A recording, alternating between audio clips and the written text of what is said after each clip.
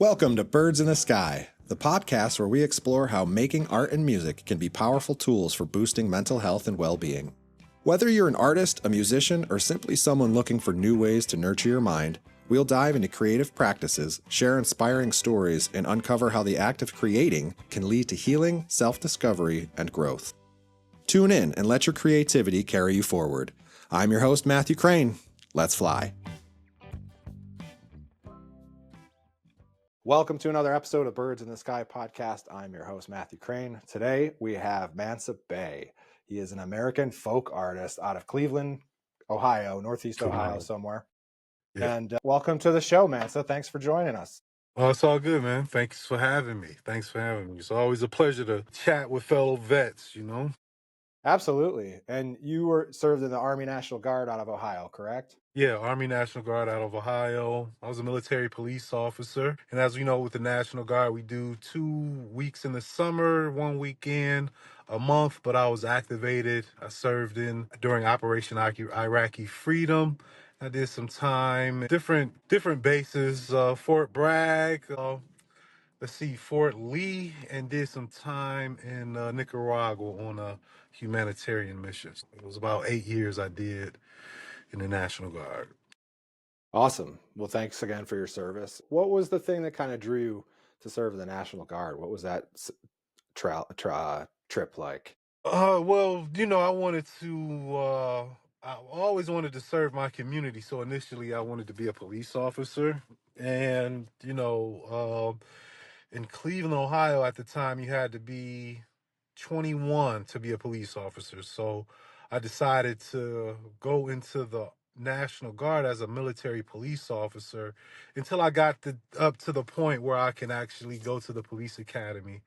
But yeah, just wanted to desire to be a police officer. That was the reason why. And I also pay for college and things like that. But that was one thing.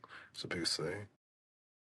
Right on. And that's what you did in the National Guard, the military Yes, I police. was a police officer in the National Guard. And then, we were deployed twice where, I was a full-time police officer. Yeah, as an MP. Right. Well, cool. Was writing and poetry and art a part of your life at that time? Or was that something that developed? Well, it was something that was, so I joined in high school. So my senior year of high school. So, in high school, way back in 1998, I've always, played around with rap, tried to rap or whatever, just little things with my high school pals. But then when I actually got to Iraq is when I started taking my writing seriously because it's something that I did to stay grounded, to escape. So yeah, in the Army is where it really took on full force. Yeah. Yeah, I can see how that's possible. I did a lot of music listening on my deployments. I don't think for people that didn't serve or don't know what a deployment's like, there's a lot more downtime than you would think. So there's a lot of time to just really sit and reflect upon what you're doing. So you were reading and writing, presumably, and kind of making sense of your spot, I would imagine, right? Yeah, yeah, it was a thing where, it first started out as writing to my family, long letters to different people. You got your mom, your girlfriend, anybody that would send you mail, you would have to return it. So we spent a lot of time doing that. But then it started branching off into like journaling. Started branching off into journaling, and I still have the books or the notebooks from my deployment. And then it started out, and then it went from journaling to writing stories. And then next thing you know, I'm writing poetry. And then yeah, it just kept developing into different things. And of course, it was based off of what I was reading. So I was getting a lot of different books sent to me, like the biography of Che Guevara and Art of War. And there were some other books, but those are the two that really jumped out at me. And, as you read that stuff, you develop your own ideas and then you write your own stuff. So that's kind of how it went for me. Yeah. Awesome. Is writing still kind of a thing that you do to ground yourself, or keep yourself Oh, level? yes, for sure. Writing every day is something that I took from my deployment. So that's one of the things that I've done every day consistently since 2004. Every day since 2004. I got back home, decided to use my GI Bill, and coming back from Iraq or combat, I was different. So trying to get back into civilian life was something that was really hard for me. So writing, I would write about those frustrations. And coming back to Cleveland, initially I was so alienated that I decided to move to Detroit. So I stayed in the southeast Michigan for 5 years, going back from Ypsilanti to Detroit. I went to school for social work, undergraduate and grad school for social work. I wanted to serve the veterans on that capacity as a social worker. So in that time, not only was I writing as an academic and researching as an academic, but I was writing poetry as something that I just enjoyed doing. And something I enjoy doing, yeah. So writing has always kept me grounded. So, as part of your writing process, do you have listeners in mind when you're writing, or is it strictly really just for you? Well, initially it was just for me. So fast forward a couple years earlier or later, I get back home to Cleveland, Ohio, and then there's this statistic that came out that talked about veterans killing themselves. It was 24 a day at the time. And for me, writing is something that kept me grounded. So I decided to start Veterans Voice because it helped me out. So initially, it started out as something that helped me. But then when I started sharing my military experience, sharing my writing, it helped others. And it also empowered others to tell their own story. And for a long time, for me, in my veteran status and being service connected is something that I kind of shied away from, didn't want no one to know. I've kept it personal, kept it tucked in. And I think it actually hurt me. It hurt me by doing that because those struggles, those memories, those habits that we pick up from our military experience is something that no one understands except for other veterans. And trying to relate the idea of being institutionalized to be a soldier is someone, and you tell people that, people always get it mixed up. In the conversations about Iraq, it always came to how many people you killed, or do you have PTSD, or those types of things. So, having a place to go to talk about my experience and share with others is something that has very healing for me. And you mentioned Veterans Voices. That's a like a newspaper or some kind like a literary mag that you run. Well, it's a creative writing workshop that I run, and over the years, it's gotten bigger and it's grown. We're in the process of right now turning it into a nonprofit organization where we're able to not only provide creative writing workshops and expressive writing workshops, but we're also publishing the veterans' work in anthology as well as individuals. Because the war genre in terms of literature is a genre that's special and unique, and only a veteran can really work with it. In terms of, anybody can write in a war genre, but in terms of being authentic, our stories reign supreme. So it's just kicking up that same age old genre that's been there. And the new veterans, the ones who served, all veterans especially, but from my understanding, the stories of Operation Iraqi Freedom and the war in Afghanistan, there aren't too many stories out there like that. So I think it's time for our generation of veterans to tell our story. Absolutely. And I hear what you're saying. Like earlier, you were talking about how you keep your service connected. Rates to yourself, and you don't really talk about that stuff. But when you do talk openly, I talk Hmm. about PTSD and Hmm. crippling depression and anxiety I faced, and And it's easy for me to do it because I've done it so much and I found value in doing it. But it wasn't always easy for me to open up like that. So it is kind of. Would you think it's kind of a muscle that you have to work, to share and be open? Yeah, it's definitely a muscle to share and be open. So initially it was, I didn't want anybody to know because of judgment and because of, just the different things that I did over there in terms of when you think of moral injury, it's just some things that you carry with you that no one understands. And when you hide away from it, it hurts you. But when you flip the perspective as someone who survived, someone who has served the country for whatever reason, we did our time, we served with honor. That's something that we should carry confidently. We are a protected class here, and laws and all of these bills are passed for us. And I think it's something that should be celebrated and honored within ourselves so that other people can honor it. I know that, there's protests and there was all of these different anti-war ideas that kind of shroud or puts a negative blanket over our experience. But understanding and knowing that we have been able to survive that. And I feel like it's so important that because, we get caught up into the politics of it, but we don't pay attention to the human side. We never do. Yeah, I agree 100% on that.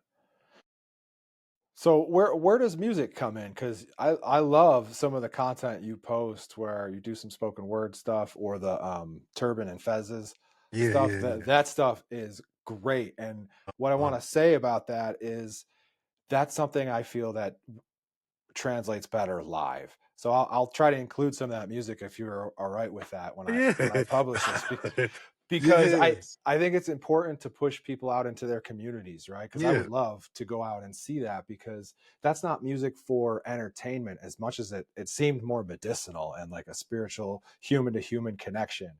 And that Yeah. I think is lost in music especially because it's so rooted in entertainment, but it's Hmm. music can be so much more than that. Definitely. So it was interesting. So my life blew up in 2020. It's, long story short, I had an episode where I lost my family. I lost my job. I used to work for the VA as a benefits counselor. Lost my house. We got a divorce. It was really crazy. I was homeless for a while, so I was really deep down in the dumps. If it wasn't for VA, I don't know where I would be. So I think that's one thing that we have to appreciate is how the government provides provisions for us.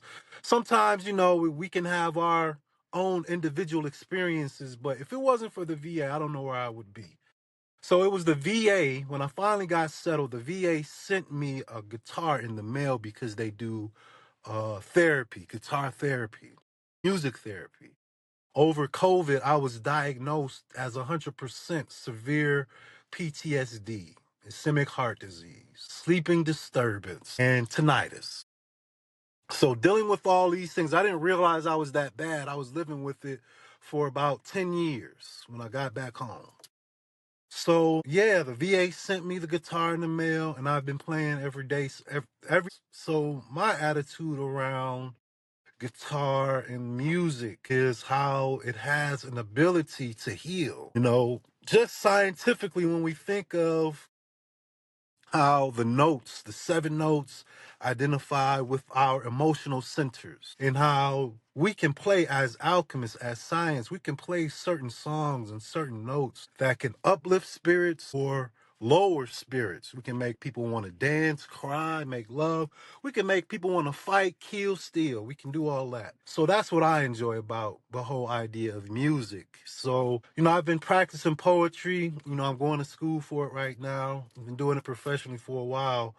So, but I got kind of, I don't want to say bored with it, but it just got to a certain point where I felt like I couldn't grow. So with the guitar, I'm adding my poetry and I'm teaching myself how to recite poetry while I'm writing.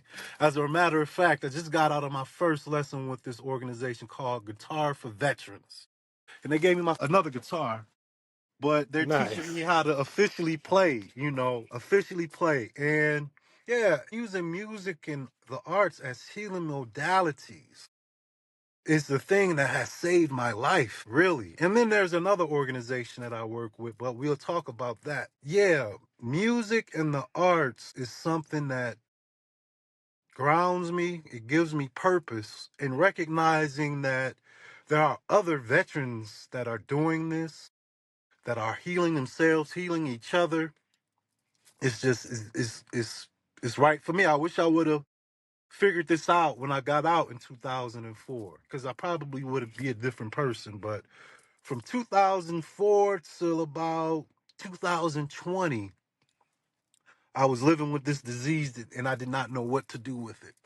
Really, I did not know what Hmm. to do. Yeah. Well, it's funny that you say to learn how to play properly, but it sounds like you can play already. So Yeah, I yeah. look forward to Mhm. seeing that evolution for sure. Yeah, you catch up, you pick up on a little YouTubes, and I got Guitar Hero and things like that. But in terms of knowing how to read music and notes and stuff, I think that's something because I want to play the blues. I really want to do that. Yeah, I want to play the blues. Are you familiar with Papa Mel Latimer? He's a No. he played in a couple of groups, but he was a percussionist for Nina Simone Oh, okay. in the '60s. And there's, he's usually playing hand drums and Yeah. stuff like that. But there is a moment where she's playing "The Girl I Love." She got long black wavy hair, and she stops playing piano in the middle of it. Emil walks up from the drums and plays Hmm. guitar in a very just really powerful human way. And it really, I'll share it with you offline. Maybe Yeah. I'll link it up with this, but Yeah. Yeah. the way you play guitar, and I know you play some drums too, like Yeah. it reminded me of that kind of vibe, which is more of that, like, it's deeply rooted in human experience Yeah. I rather than appreciate that. I rather appreciate than you trying saying that. to like feed an algorithm of what people like. You know what I Yeah. mean? I appreciate that. Over the last, I have a great grandfather that played the blues here in Cleveland, and I think it's a thing that's just in my blood. I don't know. I've always wanted to play in a band. I've always wanted to play alternative rock coming up. For whatever reason, they pushed rap music on me, and listening to people like Red Hot Chili Peppers and Nirvana and all of these other grunge bands and rock bands. It was really shunned upon, but I've always wanted to play music as a child. Always. Yeah. Well, I'm glad you're doing it. And Yeah, yeah, me are you too. guys still doing the turban and fezzes? Is that still a Yeah, thing? turbans and fezzes. So yeah, turbans and fezzes is just something. I have an astrologer. He's a good friend of mine, Terrell Tamiri Bey, and learning the guitar and just learning about myself. He actually, inspired me to play. So we would get together, hang out, and jam, and then all of a sudden we learned we can play together pretty well. So that's what we did. We developed turbans and fezzes as a sound healing spiritual approach to music. Yeah, I really appreciate that because in Hmm. my after I got out of the service, I linked up with an indie rock band, and it was, living in the van and doing the small club Hmm. circuits and stuff like that. And we were trying to really make it a profession. But I Hmm. also played in this, like, sound healing kind of Eastern music Okay. roots, kind of kirtan kind of thing. Yeah. And that was like my introduction to music being something other than entertainment. Hmm. And it was, I grew up in a Catholic church, and like the music and that is very stale, and it's organ and voices, and that's almost like just it. So Yeah. it's Okay. very rooted in one kind of, historical lineage of music, right? Hmm. Yeah. And it just wasn't that just wasn't really for me. Hmm. But what I guess I got another question. I'll move the conversation along though. Is why do you think it's important for veterans to make art Oh, of man. writing poetry or learning an instrument or painting or acting, dancing, any of these things? Like, what value do you see our population benefiting from? Yeah. Well, I think it's a meditation, really. Once you get into it and you find yourself lost in it, and you're focused and you're concentrating on what it is that you're trying to present to the world, it is definitely meditative. And when we get into the point as artists to feel confident or duty bound to sharing our story, it's healing. It's healing. I have a couple of poems that I would recite or share in open mics and different events. And after I would recite or share the story, it would either be a veteran coming up saying, "Thank you for sharing that. I can remember being there," or a family member talking about their family experience, their father, their son. So, I feel like it's definitely healing because we're integrated back into the community. The community accepts us back in because they know exactly what's going on with us in terms of our individual experience, as opposed to getting caught up in the weapons of mass destruction and those were lies. And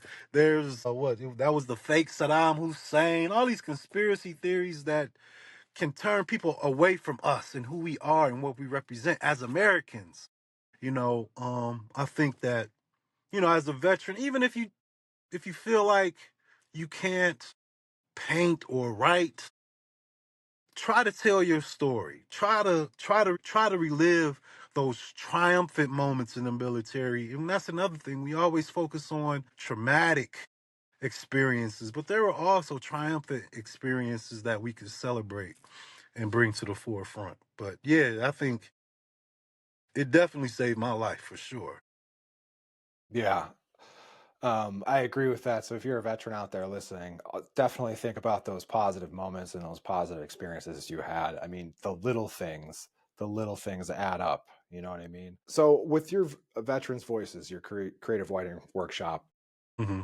and program, have you Hmm. seen any like really good positive stories of people that have like transformed as part of going through the process? I know everybody transforms a little bit, but like a significant use case where like, wow, this person really needed this class. Yeah. So what we do when we go through our workshops is I have a veteran or a civilian to veteran trajectory approach to telling our story. Now, although, we come from different backgrounds and races and everything like that, we all share this experience of the civilian to veteran trajectory where you talk about who you were before you joined the military, you talk about your basic training experience, you talk about what you did in the military, and then you talk about who you are as a veteran in different ways and means. We have short stories, memoir, things like that. But in going through that process with veterans, male, female, black, white, whatever, everybody has something that they can relate to.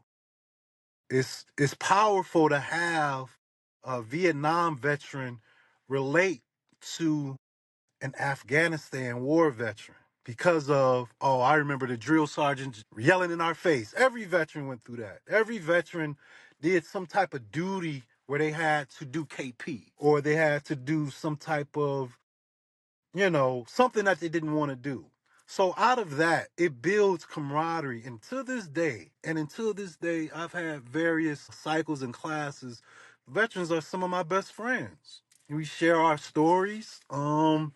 And like, as we speak right now, we're organizing a board from those veterans that I worked with to turn this program, this project into a nonprofit. So I think what it does, it builds it, I want to say it heals the camaraderie because that's something that I always look for. I've always looked for that in friends and family since coming out of the military. And the only thing that really messes us up for me is that they're not veterans. They don't understand it. So when you meet someone that understands you, it's like an automatic sync. Yeah, because we have this baseline experience that we know Hmm. we've gone through together. Like everybody's Yeah. had the tear gas experience Yeah. and Oh like my God. just stuff like that. Like we can laugh about that and Yeah. we've never met in person, you know what I Yeah. mean? And Right. I think that's ultimately the power of really encouraging veterans to develop some kind of arts practice because the arts require listeners and audience and other people. So it's this way of strengthening a community, but also like you were saying, it's a place for veterans the arts is a space that we can go and share our experiences, our strength, our hopes, our fears, all that stuff Mhm. with people that we trust. Like it's Yeah. hard to present that to somebody that is not gonna know what to do with it. Like my friend Steve Schultz, he served in Iraq and Afghanistan, and Mm, he's a photographer. And it's mm, his whole thing is like he doesn't like to talk about his experiences, but he can show you with yeah, his camera lens different feelings, emotions, and things, memories that he's kind of gone through. yeah. So yeah, the art's huge. What do you got next on your horizons here? Are you still just working full force and turning that into a nonprofit? Yeah, so yeah, there's a couple of things I got going on. So, in taking my writing seriously, I've decided to go back to school and I'm studying creative writing. I'm going for my MFA. I'm more so leaning toward working out my military experience, just like really standing on that, really just there's some of the greats, Yusuf Komunyakaa, Walt Whitman, Brian Turner. These veterans have made a career out of telling their military story. We all know Walt Whitman. That's just like one of my favorites. And just because he volunteered for the Civil War and he is one of the few writers that was actually able to capture the stories. It's just really, I would encourage us to look up Walt Whitman and just look at that. So yeah, I'm dealing with that now. I'm also dealing with an organization out of Arizona called Healing Frontline Heroes. Now, Healing Frontline Heroes offers healing retreats for veterans and first responders. Now, in working with this organization, they provide entheogenic retreats in terms of psychedelic mushrooms, plant-based medicines. So Changa, Bufo Alvarez, Campbell, all of these healing modalities that are here for our emotional, mental, and spiritual healing. So I'm working with this organization and I travel back and forth to Mexico. It's been about a once a quarter, and it's for veterans. And I would encourage us all to just look up the organization. They provide retreats for veterans for free. They provide retreats for veterans for free, Healing Frontline Heroes. And, as we move into this new age, as you can see, psychedelics and plant-based medicines is a trend right now, and just dealing with veterans, just dealing with anyone. But PTSD is the one that a lot of people stick to or talk about in regards to that emotional healing. So, and where is it? It's in California, various states. I know in Detroit, Michigan, Philadelphia, Washington, D.C., they have decriminalized plant-based medicines. And those healing modalities is something that can make the difference of life and death. And, I think this is one of well, I know for sure, if it wasn't for the work of Michael Mannion and those in the Healing Frontline Heroes organization, I don't even think I would be the artist that I am today. It has opened me up. It has opened me up spiritually, and also just gave me a better sense of self. So that's the latest and greatest thing that I'm working on. So we got Veterans Voice, working with veterans in Ohio, Cleveland, and making that link between here in Mexico, working with the Healing Frontline Heroes. That's awesome. That echoes a lot of other veterans that I talk to. They've had some sort of experience with a psychedelic plant therapies and Hmm.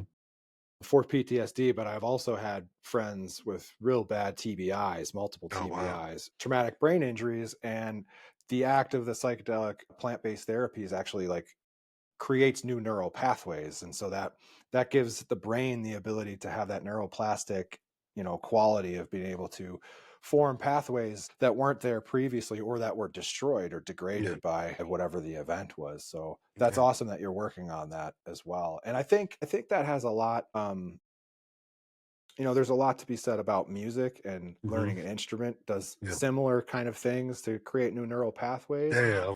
But there is the benefit of the plant-based therapies that really kind of alleviate you from fear in a way that then you can go through and actually look at the things in your past or your traumatic events without your heart like racing out of your chest, Yeah. and to be able to look them in the face and things like that. So that's cool. And it seems to be a great tandem, right? Plant-based therapies and medicine and art. Yeah, for sure. It's just like you were saying, it does something in regards to rewiring the brain, and I've definitely experienced that since you know, working with plant-based medicine. Just like all the veterans, I got tired of the therapy, got did not want to take the medications. I find myself looking into different plant-based medicine. I find ashwagandha was good, lion mane, all of these things that allowed me to take control of my own healing. Because I can remember one of my last therapy sessions at the VA. I was triggered and I was like, I'm never going back here again. I should not leave my therapist feeling triggered. So I just took it upon myself. I know there's some, legal ramifications around all of these things, but, in terms of healing, in terms of whole health, I feel like it's helping me. It's helped me and it's changing my life. It's changing my life. Good. Yeah. That's awesome. It's so awesome to hear. I we can end on one more thing here, but I like on your Instagram, you call yourself an American folk artist. And I Yeah. think that's something that people don't identify that term, folk Yeah. art. It's got Yeah. like a negative connotation on it, like crafting and tchotchkes and stuff you'd see at a fair, but that's Right. not at all what it is. No. So is it, you want to tell me like what's your connection to being a folk artist? Well, the folk artist for me is just someone who just does it. You don't really need certifications. You don't need validation. You're just doing it. And you're just doing it and you're doing it so much to whereas you create your own voice. You create your own way of life. In the lexicon of music and art, you find yourself there. Some of our greatest artists were folk artists. And the thing about the folk arts, for me, the connection, when I think of it, I think about the blues and how a lot of the greats, they didn't know how to read music. They just played it out of the love of it and just found their way. And here it is. Now it's a lost art form. You can't really find any. I mean, I'm sure they're out there, but it's not as popular as it was before, in terms of making the old new. That's my whole thing. I'm making the old new. I mean, I'm putting my own twist on it or any and everything like that. But I'm just really tired of not being inspired when it comes to the arts and what I have access to. So instead of complaining about what's being played on the radio or what's on TV or what's made available to us, I decided to create my own space and create space for others who feel the same. And there's a lot of people out there. Yeah. Man, I love that response. That is Yeah, that's the shit thanks. right there. Yeah. Because I grew up playing folk music, and again, music is so rooted in entertainment. Folk music has never really kind of lost popularity, but folk arts and folk storytelling and all this is kind of like that's never, because those things aren't rooted in entertainment so much as music. I don't know. I appreciate that, and it makes me think of a great Louis Armstrong quote: Uh-huh. "Music is folk music. I ain't never Yeah. heard a horse sing a song." So I love that. But anyways, Matza, thanks for coming by and Oh, yeah. chatting with me today. It was a pleasure to meet you finally.